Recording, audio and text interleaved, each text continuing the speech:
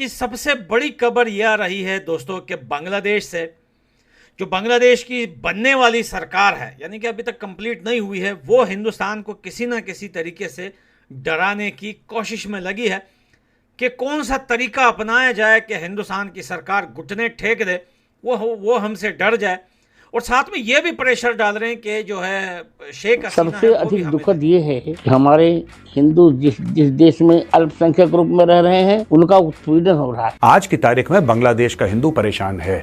क्या हम वीकनेस है ना, इंडिया तो ले रहा है चीमा साहब ने बड़ा सख्त स्टांस लिया है। वो सिर्फ इस पे नहीं रुकेगा कि हसीना वाजिब चली गई है, उसके बाद जो है हल्की डोरी हो जाएगा और आर्मी जो है इंटरनल सेटअप ले आएगी। लेकिन भारत की कपड़ा इंडस्ट्री को फिलहाल इसका फायदा हो सकता है। मोहम्मद यूनुस आपने नाम सुना होगा, जो अभी तक पीएम बने नहीं है लेकिन काम पीएम का कर रहे हैं। वो इस वक्त बांग्लादेश में नरेंद्र मोदी जी ने ट्वीट करते हुए उन्हें सबसे पहले शुभकामनाएं दी। उन्हें उसके बाद डायरेक्टली मेंशन किया उन्होंने कि बांग्लादेश में जो हिंदुओं के साथ जो हो रहा है उसको रोकने में वो मदद करे और वो एक्शन ले डायरेक्टली कि भाई ये चीज रुकनी चाहिए। बांग्लादेश में तख्ता पलट के बाद जोरदार हिंसा हुई। हिंदुओं को निशाना बना रहे उपद्रवियों ने चुन चुन कर हिंदू परिवारों को निशाना बनाया। मोदी जी ने यह बोला कि जो हिंदुओं के ऊपर जोर जबरदस्ती हो रही है, जो उनके ऊपर अत्याचार हो रहा है, आप इसको कृपा करके रोकें। भारत के सबसे पक्के दोस्त इसराइल ने बांग्लादेश की कट्टरता को पूरी दुनिया के सामने एक्सपोज करके रख दिया। कोई शक नहीं है कि उन्होंने वहां पर अपनी पार्टी से भी कहा है कि जो दंगे फसाद हो रहे हैं, जो हिंदुओं के साथ वहां पे जुल्म हो रहा है, ये रुकना चाहिए। अगर आप ये नहीं रोकते हो तो फिर भाई मैं अपनी जो है वो जॉब या कुर्सी छोड़ के भारत एक ऐसा देश है जो हर बार आपदाओं में अवसर तलाशता है और इस बार बांग्लादेश में मची उथल पुथल से भारत को एक बहुत बड़ा अवसर मिल चुका है। भारत के टेक्सटाइल इंडस्ट्री यानी कि कपड़ा उद्योग की, जो कि बांग्लादेश की इस उथल पुथल के कारण वैश्विक बाजार में नई उड़ान भरने जा। इसका मतलब क्या है कि नरेंद्र मोदी जी जो है वो मांग कर रहे हैं मोहम्मद यूसुफ से, और मोहम्मद यूसुफ जो है वो अपनी पार्टी से मांग कर रहा है, यानी कि उसके पास इतना राइट नहीं है कि वो इस चीज को रोक पाए। तो फिर इसके पीछे हाथ किसका है? जय हिंद दोस्तों, एसपी न्यूज़ 91 में आपका स्वागत है। दोस्तों मैं आपको बता दूं कि बांग्लादेश के जो अंदर हिंदुओं के ऊपर अत्याचार हो रहा है, आप सभी को पता ही है। अलग अलग तरीके से अलग अलग जगह से वीडियो आ रही है जो कि हम अपने चैनल पर नहीं दिखा सकते क्योंकि यूट्यूब की पॉलिसी के अकॉर्डिंग हम ये बिल्कुल भी अलाउ नहीं है। लेकिन जैसे ही वहाँ पर सरकार बदली, मोहम्मद यूसुफ की जो सरकार आई, मोदी जी ने सबसे पहले ट्वीट किया और ट्वीट करके उन्हें मतलब शुभकामनाएं दी मोहम्मद यूसुफ को, और उसके तुरंत बाद उन्हें डायरेक्टली मेंशन किया कि ये जो बांग्लादेश में हिंदुओं के ऊपर अत्याचार हो रहा है इसे रोका जाए। अब मैं आपको बता दूं, मोहम्मद यूसुफ ने अपनी पार्टी पर जैसे ही इस चीज़ को लेकर जो है मतलब कहा, मोहम्मद यूसुफ ने साफ साफ तौर पर अपनी पार्टी को ये कहा है कि या तो ये जो अत्याचार हो रहा है हिंदुओं के ऊपर इसे रोक दिया जाए, नहीं तो मैं अपनी कुर्सी छोड़ दूंगा। यानी कि आप समझ सकते हैं कि ये सरकार बनने के बाद भी अगर एक वहाँ के राष्ट्रपति को पूरे राइट्स नहीं है तो सरकार फिर चला कौन रहा है, ये किसकी साजिश है, सब कुछ इस वीडियो में मेंशन किया गया है। पाकिस्तानी मीडिया क्या चर्चा कर रहा है, तो आइए दोस्तों वीडियो को स्टार्ट करते हैं।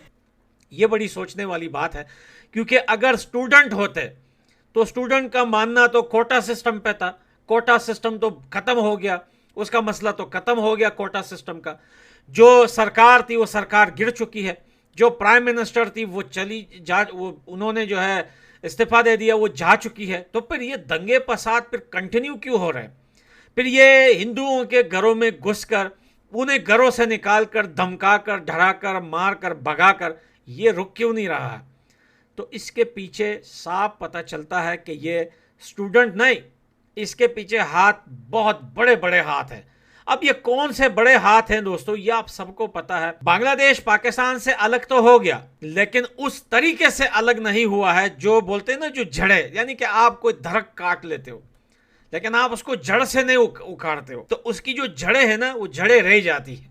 तो वो जड़ें अभी बाकी है, वो जड़ें ये काम कर रही है और हिंदुस्तान को किसी ना किसी तरीके से तकलीफ दे रही है। सबसे पहले इस टॉपिक पर बात करने से पहले बहुत सारे लोग, पहले तो कुछ लोग मांग करते हैं कि मैं इस टॉपिक पे बात करूं जो हिंदुस्तान में हिंदुओं के साथ हो रहा है, और जब मैं बात करता हूं तो बहुत सारे लोग फिर बीच में आके बोलते हैं भाई अफगानिस्तान में भी हिंदुओं के साथ जो है बुरा हुआ है, तुम क्या बांग्लादेश पे बात करोगे? तो एक तो हम दो पहाड़ी के बीच में, अब हमें समझ नहीं आ रहा हम इस टॉपिक पे बात करें या ना करें। जुल्म के खिलाफ हम बचपन से हैं, हमने हमेशा जुल्म के खिलाफ आवाज उठाई है और यही रीजन है कि आज मैं अपने देश में भी नहीं हूं। यही रीजन है कि मैंने हमेशा अपने मुंह से वो आवाज निकाली है कि भाई इंसान मत करो, जुल्म मत करो, भाई भाईचारा फैलाओ, जो है वो इंसानियत फैलाओ, इंसानियत से रहो। यही प्रॉब्लम है, यही रीजन है कि आज मेरे अपने देश में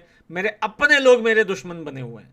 इसी वजह से आज मैं अफगानिस्तान में नहीं, आउट ऑफ कंट्री रहता। तो अगर मैं इस टॉपिक पे बात करता हूं तो बहुत सारे लोग बोलते हैं कि भाई तू बात नहीं कर, अफगानिस्तान में भी ऐसा हुआ है। अफगानिस्तान में सिर्फ हिंदू सिख के साथ नहीं, मैं पिछले 8 साल से 8000 दफा बोल चुका हूं, वहां पर हमारे लोगों के साथ भी हुआ है, मेरी फैमिली के साथ हुआ है, मेरे भाइयों के साथ हुआ है, सबके साथ हुआ है। हमने सबके लिए आवाज उठाई है वहां पर, जब भी हम अपने देश से दूर हैं। पिछले 9-10 साल से मैं अपनी कंट्री से दूर हूं, मैं अपनी फैमिली से दूर हूं, मैं सबसे दूर रहता हूं, आउट ऑफ कंट्री रहता हूं, और 10 साल से मैं अपनी कंट्री नहीं गया हूं। तो भैया हमने हर जगह आवाज उठाई है जहां जुल्म हुआ है, बांग्लादेश हो, पाकिस्तान हो, मेरी अपनी कंट्री अफगानिस्तान हो। मैं आज भी जो है अपनी सरकार, तालिबान की जो सरकार है, मैं आज भी उनसे खुश नहीं हूं। आज भी हमारे देश में बहुत सारे जुल्म हो रहे हैं, मैं आज भी उनके लिए आवाज़ भी उठाता हूं, बात भी करता हूं। स्कूल खोले जाएं, कॉलेज खोले जाएं। एनीवे ये टॉपिक छोड़ें। बांग्लादेश में जो हिंदुओं के साथ इस टाइम हो रहा है, जुल्म कहीं भी होगा, एक कतरा भी खून गिरेगा कहीं पे भी, तो भाई हम उसके लिए बात तो जरूर करेंगे। कोई भी देश हो, हिंदुस्तान हो, अफगानिस्तान हो, पाकिस्तान हो, बांग्लादेश हो। लेकिन रिसेंटली जो हिंदुओं के साथ बांग्लादेश में हो रहा है ये गलत है।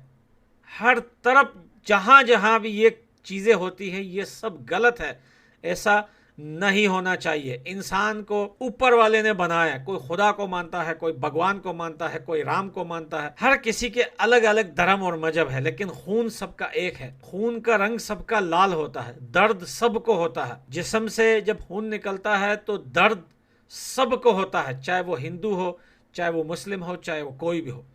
तो दुनिया में इंसाफ बढ़ती जा रही है, दुनिया में जो है जुल्म बढ़ते जा रहे हैं, रुकने का नाम नहीं ले रहे। पुरानी यादें दोबारा ताजी हो रही हैं, जब यूरोपियन कंट्रीज आपस में एक दूसरे को मार काट फेंक रही थी। इतनी लाशें गिरी थी दोस्तों कि उसके बाद से 50, 70, 80, 100 साल तक भी इतनी लाशें नहीं गिरी जितना उस जमाने में गिरी थी। वो जमाने की यादें दोबारा ताज़ा हो रही हैं।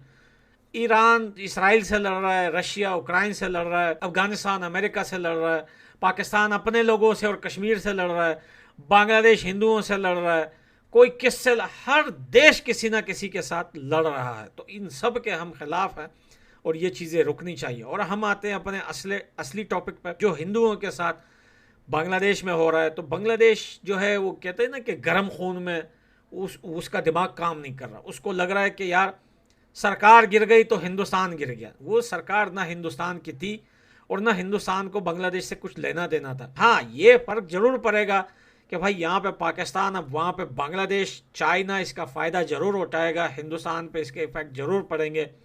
लेकिन हिंदुस्तान इतना कमज़ोर कंट्री नहीं है कि वो इन छोटी छोटी कंट्रियों से वो घुटने टेक दे और हिंदुस्तान की कंट्री जो है वो जितनी तरक्की कर चुका है वो ख़त्म हो जाएगा। इससे वो उनका कुछ नहीं बिगाड़ सकते। अमेरिका, चाइना, वो हिंदुस्तान से डरती है। तो फिर भाई ये छोटे छोटे देश जैसे पाकिस्तान, बांग्लादेश, ये मालदीव, ये छोटे छोटे देश की फिर कोई औकात नहीं है हिंदुस्तान के आगे। लेकिन जो जुल्म हो रहा है वो रुकना चाहिए हर हाल में। बाकी वहाँ पे सरकार के अभी खुद अपने हाथ में नहीं है कि वहाँ पे लोगों को रोके, तो इसके पीछे बहुत बड़े हाथ हैं। इस वजह से हम समझ रहे हैं कि मोहम्मद यूनुस अपनी पार्टी से मांग कर रही है कि इसको रुकवाओ, लेकिन वो खुद रोक नहीं पा रहे। लेकिन खुद को पीएम बता रहे हैं कि आने वाला पीएम, और अभी काम भी पीएम का ही कर रहा है वो बांग्लादेश में, लेकिन एक पीएम के हाथ में